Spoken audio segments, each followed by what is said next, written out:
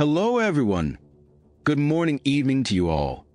We're excited to bring you a gameplay and review of the newly released global version of Frostpunk, Beyond the Ice, now available for Android and iOS. Frostpunk, Beyond the Ice review. Your mobile device is frozen when it comes to adding a mobile entry to a series. There are a few routes you can take. The standard is just to make the same one, but smaller and more casual. It seems that Frostpunk, Beyond the Ice has gone the interesting route of recreating the first game, but for the mobile platform thanks to the efforts of Com2us that AS expected. It's a 3D city-building management experience emphasizing survival. It's chilling to look at, which is odd since mobile gaming is a pretty cozy activity, but that can be overlooked if it can stand alongside its predecessors.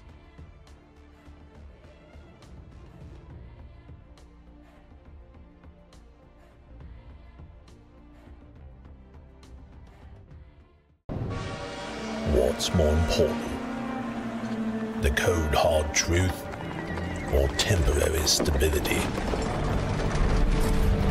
With a global ice age on the horizon, trust in the government waned.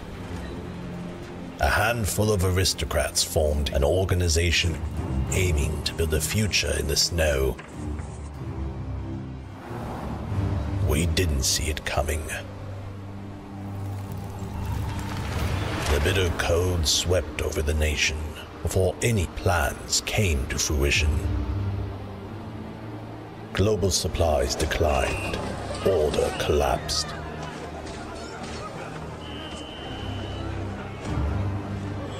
Appointed as captain, you must lead the dreadnought battleship towards the last remaining shelter.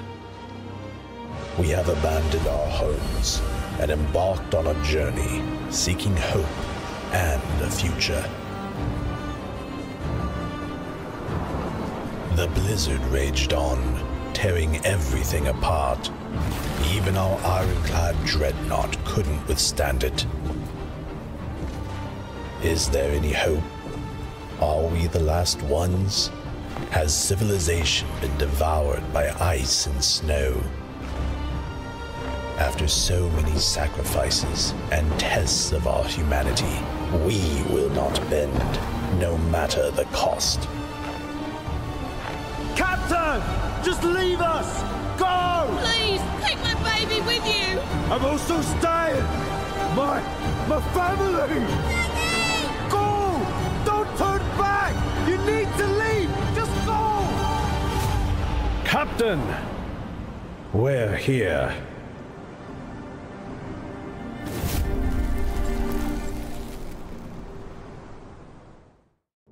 What is Frostpunk Beyond the Ice? Whenever you create a universe, you're free to plop down stories that take place at any time and any location you feel fits the story. In Frostpunk, Beyond the Ice, it may be going for a parallel story of sorts. The setting is a version of the world in the late 19th century, where a second ice age suddenly hit and decimated the world. Cities were shut down and abandoned. Many people froze to death, and the survivors banded together to search for salvation. They lost many of their numbers while wandering, but eventually came across a functioning coal generator. With that, they decide to base their entire society around a piece of technology built in one of the most inconvenient locations possible.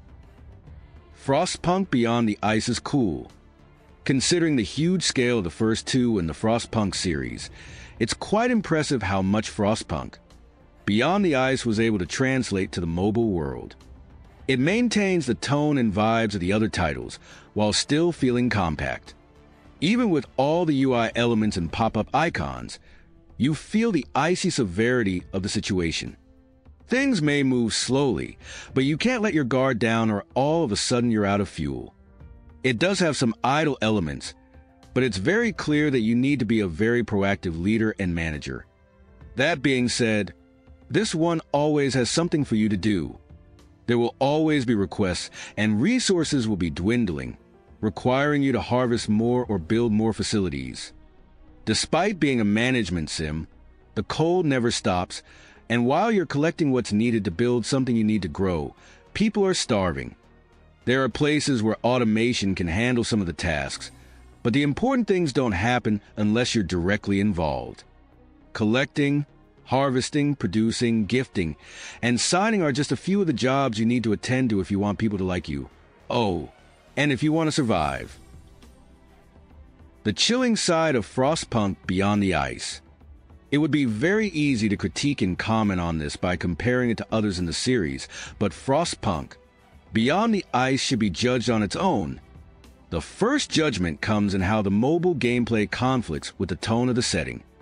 This is a very serious scenario you find yourself in, but with all the icons popping up and pleasant glowing UI, it tends to take you out of that. In a way, that is the nature of mobile, to be light and casual, but in this case, the matchup may not be the best. You know what else is not the best? People and their demands.